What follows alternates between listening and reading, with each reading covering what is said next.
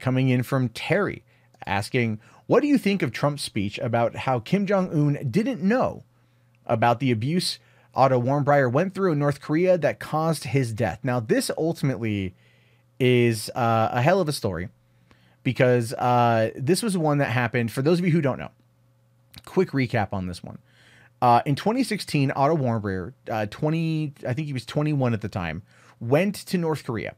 And while he was in North Korea, he allegedly tried to steal a propaganda poster from the hallway of a restricted area of a hotel. And when it was noticed that the poster was moved, a staff member of the hotel contacted the authorities to mobilize, her words, like according to Wikipedia, that was her words, and to determine who did it. And they found, there was like CCTV evidence, apparently fingerprint evidence to back up Otto Warmbier having done this. Although, given the current state of North Korea, I would argue that fingerprint evidence is not something that they ever truly rely on. They believe unicorns existed. So forensic science is not something I think that they put any actual feasible thought into. I'm not kidding you either. Look it up. North Koreans believe that unicorns existed. And, yeah, so this kid was on his way out of the country. He was getting ready to leave, and they tapped him on the shoulder, escorted him away. That was that. He then issued an apology, a public apology in 2016, claiming that he had stolen the picture or stolen the poster. And then that was kind of the last we heard of him for a while, until Trump, to his credit, was able to organize the release of other prisoners from North Korea, as well as Otto. But Otto came out in a vegetative state. Non-responsive. They had beat this kid. For months, to the point of where a few months after he came home, his family, seeing that he was not going to come out of the coma, decided to pull his feeding tube and let him pass. It was a tragic, tragic, tragic day when a 22-year-old American citizen was brutally beaten to the point of unconsciousness, head trauma to the point of you're never going to come back, by the North Korean government. And while our president did the right thing by getting him out, good on him, I will give him credit on that one, they never really punished North Korea much for it, outside of issuing sanctions, right? But that was also part of a political tactic in order to get North Korea to come to the table. That was during the Little Rocket Man fiasco. And then they issued a travel ban. United States citizens cannot travel to North Korea, and they cited Otto Warmbier as a reason why. Okay, cool, fine. You want to use that as political pawn? You're blocking other people from going there and potentially getting killed. I'm on board with that. Fine. That's some political propaganda that I can get behind, to be honest with you. But that's the situation. That's kind of what happened with that. Now it gets brought up again in Vietnam, and our president, I'm not gonna say anything. I'm gonna let you guys. I'm gonna let you guys look at this on your own. I really don't think it was in his interest at all. I know the Warmbier family very well. I think they're an incredible family. What happened is horrible. I really believe something very bad happened to him, and I don't think that the top leadership knew about it. And when they had to send him home, by the way, I got the prisoners back. I got the hostages back. And Otto was one of the hostages, but Otto came back in shape that was not even to be talked about. I thought it was horrible. Now, the others came back extremely healthy, but Otto came back in a condition that was just terrible. And I did speak about it, and I don't believe that he would have allowed that to happen. It just wasn't to his advantage to allow that to happen. Those prisons are rough. They're rough places, and bad things happened. But I really don't believe that he was. I don't believe he knew about it. Did he say? Did he tell you that he did not? Did Kim Jong-un tell you? He felt badly about it. I did speak to him. He felt very badly. But he knew the case very well, but he knew it later. And you got a lot of people, a big country, a lot of people, and in those prisons and those camps, you have a lot of people, and some really bad things happened to Otto. Some really, really bad things. Why are you? But he tells me that he didn't know about it, and I will take him at his word. Okay. There's no defending that particular statement from our president. There's none whatsoever. There's no defending of that statement at all. This isn't a left thing. This isn't a right thing. This is a fucking human thing. There's no defense for what Trump is saying. And I even put that on Twitter where I said, I want to see conservatives defend this. And a lot of conservatives are like, no. That's bad. That's bad. We're washing our hands of this one. Because this kid, who we don't know if it was a forced confession or not, probably was, because this is North Korea we're talking about here, who relies entirely on optics and propaganda, sentenced this kid to 15 years hard labor for stealing a sign that he ultimately didn't steal because he couldn't carry it with him, but he left it there and they were able to determine it was him. And he got 15 years for effectively moving a sign and going into a restricted area of a hotel. The kid was 21. Who doesn't do dumb shit when you're 21? Right? Who doesn't do dumb things when you're 21? But oh no, Kimmy here had no idea what was going on, guys. He had no idea what was happening. He had no idea. I mean, North Korea is a big place. North Korea is a huge place. North Korea has a population of 21 million impoverished people.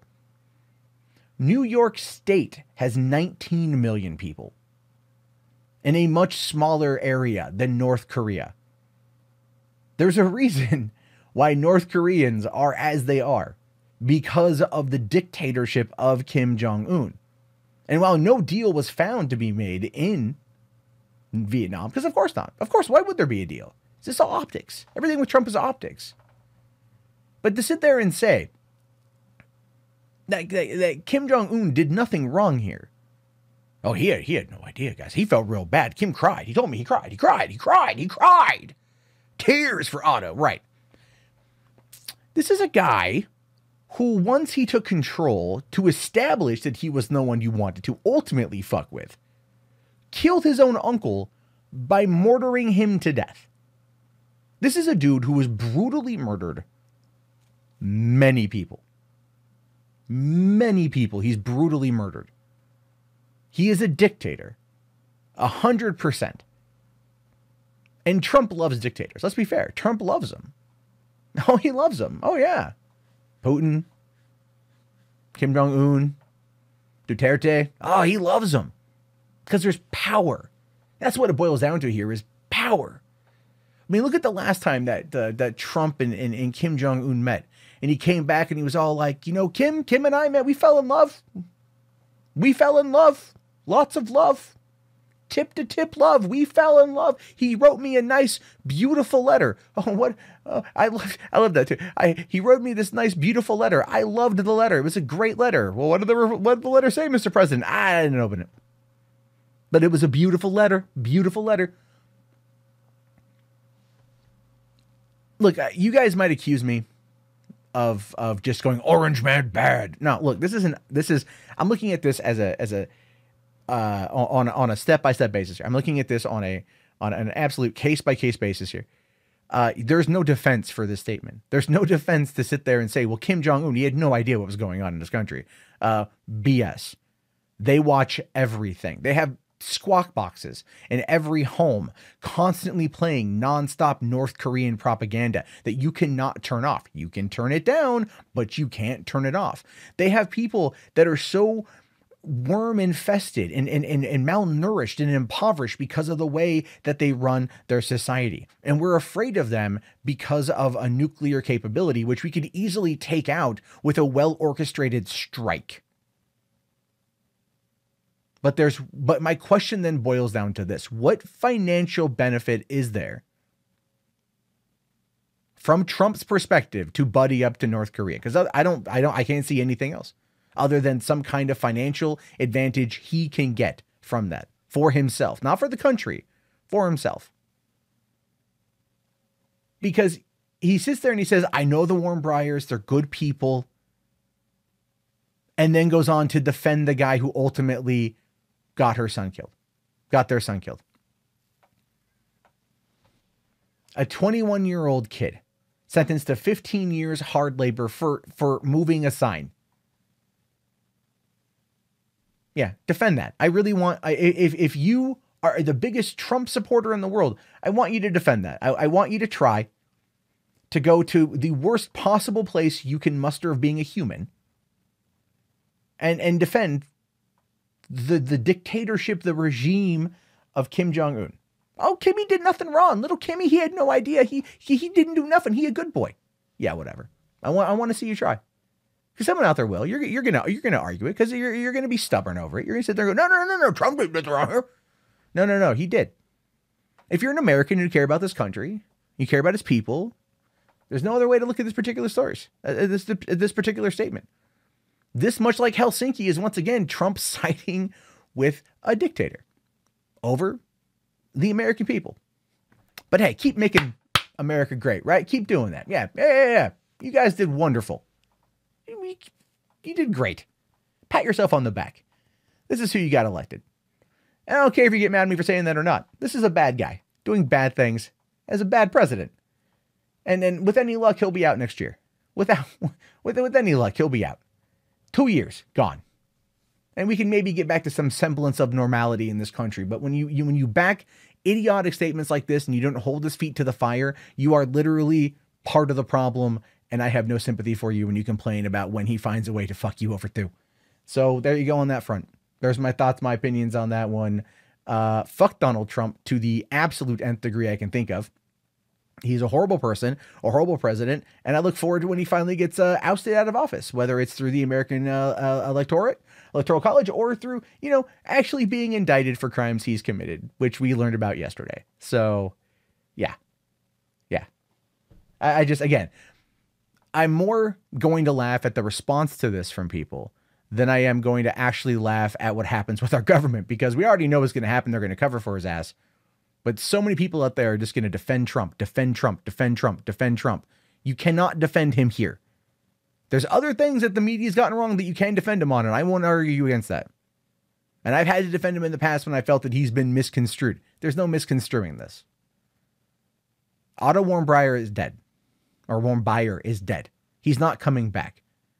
And going out there on the world stage and defending the guy who ultimately got him killed, in the country at least, trying to claim, oh, he had no idea, he had no knowledge, is a load of crap. Is an absolute load of crap, and there's no defending that. But I'd like to see you try, because I know a few of you are outright going to.